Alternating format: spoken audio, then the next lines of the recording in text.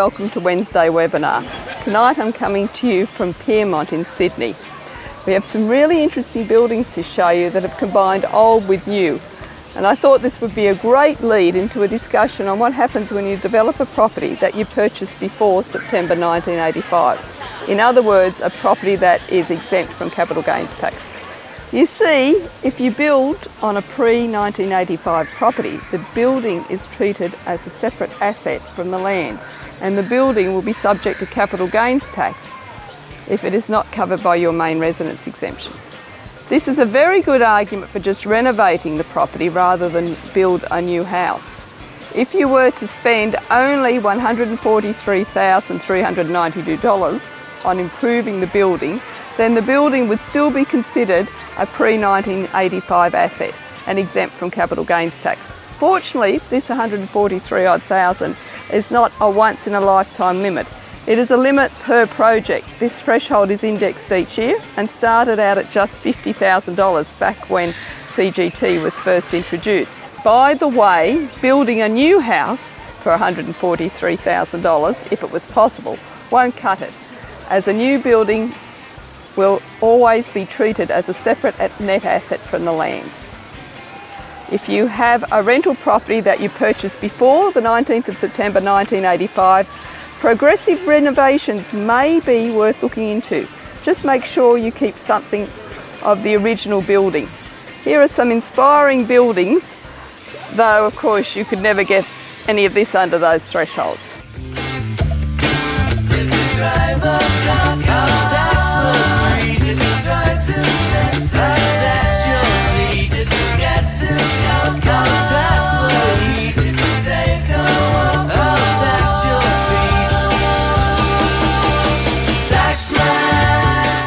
So what happens when you do something like this to a pre-capital gains tax property?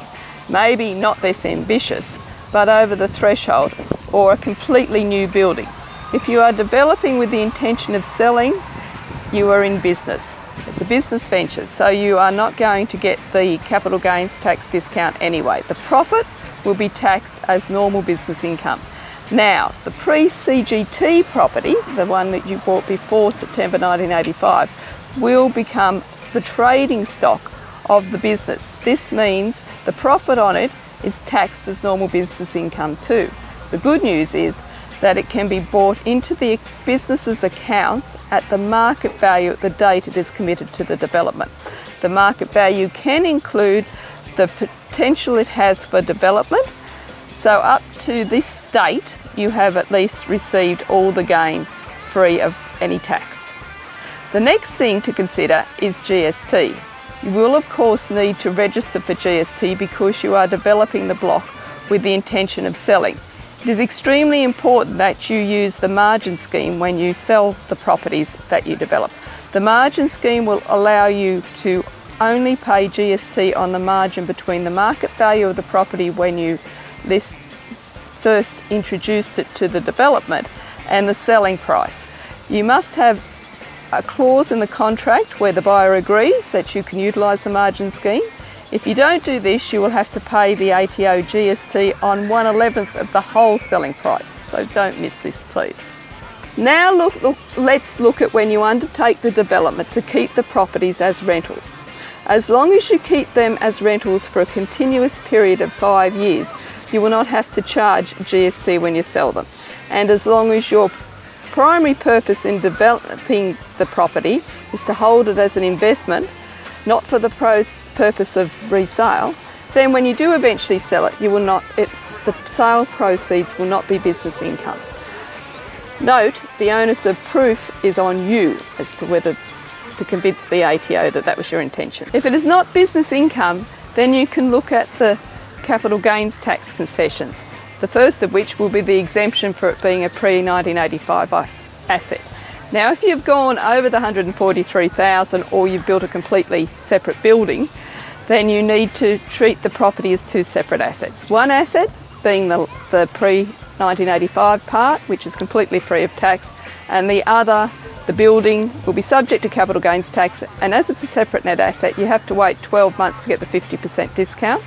But in this case, you've waited 5 years anyway to avoid the GST. But you may need to get a valuer to help you with the apportionment of the selling price between the two. The bottom line is a pre-1985 asset is a very valuable investment, so selling it off at all is such a shame. But if you do, please make sure you get accounting advice right from the start, otherwise you could end up paying a lot more tax. Now, to streamline this video, I have omitted some unusual circumstances. I haven't covered everything. Please just use it as a heads up that you should get advice right from the start. Thanks for watching this week's webinar. We hope you enjoyed it, and we hope to see you back next week for more helpful tax tips.